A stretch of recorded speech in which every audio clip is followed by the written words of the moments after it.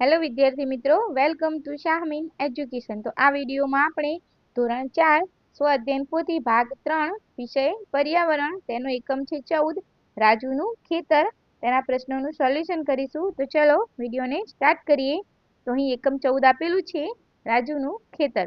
પ્રશ્ન 1 છે આપેલા વિકલ્પોમાંથી સાચો વિકલ્પ પસંદ કરી ખાનામાં લખો. પહેલું છે નીચેનામાંથી કયું સાધન ખેતી કામમાં વપરાય છે? તો તેનો જવાબ થશે ડી આપેલ તમામ, એટલે કે હળ, ટ્રેક્ટર, દાતરડું. બીજું છે કયા પ્રાણીનો ઉપયોગ ખેતી કામમાં થાય છે? તો તેનો જવાબ થશે બી બળદ. ત્રીજું છે જમીન પોચી અને નરમ કરવા માટે કયું સાધન વપરાય છે? તો તેનો જવાબ થશે ડી હળ.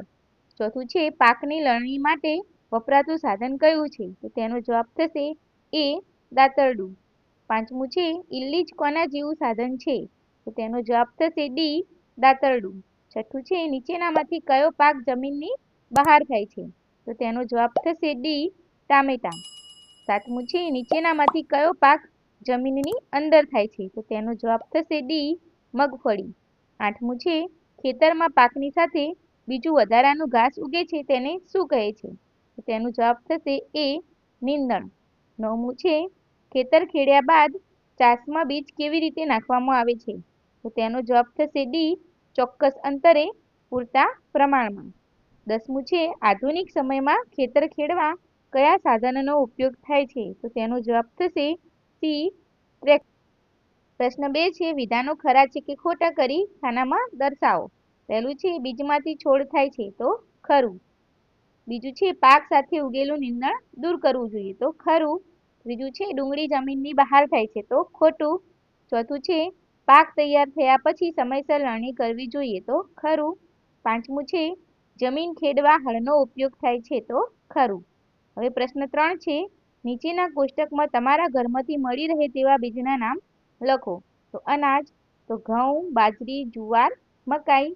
કઠોળ, મગ, ચણા, વટાણા, તુવેર, અડદ. તેલીબિયાં, તો મગફળી, તલ, સરસવ, સોયાબીન, એરંડા.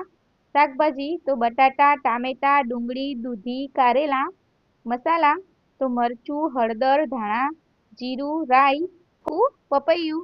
પ્રશ્ન 4 પ્રશ્નોના જવાબ લખો. તો પહેલું છે ખેડૂત ખેતીકામમાં કયા કયા ઓજારોનો ઉપયોગ કરે છે? તો હળ, કોદાળી, દાતરડું, પાવડો, ત્રિકમ, ખુરપી વગેરે સાધનોનો ઉપયોગ કરે છે. બીજું છે તમારી આસપાસ ખેતરમાંથી કયા કયા પાક લેવામાં આવે છે?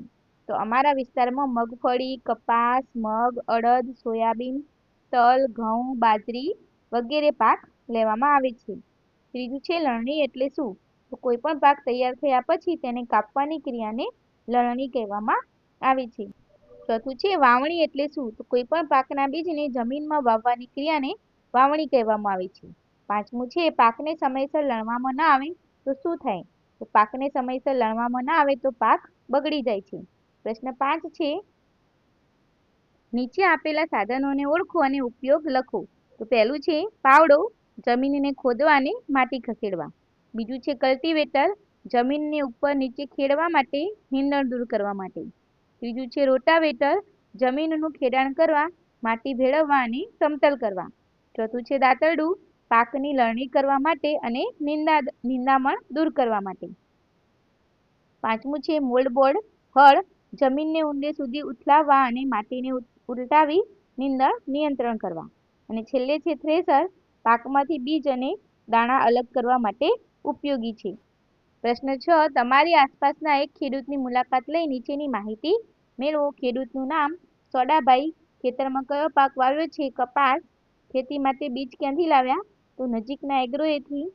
પાકમાં કયા કયા ખાતર નાખ્યા? તો ડીએપી, યુરિયા. પાકમાં કઈ કઈ દવા છાંટી? તો નીંદણનાશક, ગુલાબી ઈયળોની દવા. નીંદણ દૂર કરવા શું કરવામાં આવ્યું?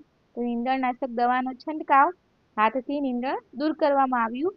પાક તૈયાર થયા પછી તેને કેવી રીતે લેવામાં આવશે? તો હાથથી વીણીને. પાક વાવતા પહેલા ખેડૂતે શું શું તૈયારી કરી હતી? તો હળ વડે જમીન ખેડીને તૈયાર કરી, જમીનને સમતલ કરી, વાવણી પહેલા છાણિયું ખાતર ઉમેર્યું. છેલ્લે છે વાવણીથી લઈ લણણી સુધીની આખી પ્રક્રિયા લખો. તો જમીન તૈયાર કરવી, બીજની વાવણી કરવી, ખાતર આપવું, પાણી આપવું અને લણણી કરવી.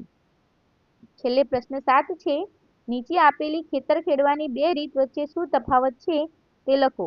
તો પહેલું છે ખેતર ખેડવાની પરંપરાગત પદ્ધતિ છે. હળ અને બળદનો ઉપયોગ જમીન ખેડવામાં વધુ સમય લે છે અને શરૂઆતનો ખર્ચ ઓછો થાય છે. અને બીજું છે આધુનિક પદ્ધતિ છે. ટ્રેક્ટર અને છાતીનો ઉપયોગ જમીન ખેડવામાં ઓછો સમય લે છે, શરૂઆતનો ખર્ચ વધુ થાય છે. તો વિડીયો ગમ્યો હોય તો વિડીયોને લાઇક, શેર અને સબસ્ક્રાઇબ કરવાનું ભૂલતા નહીં.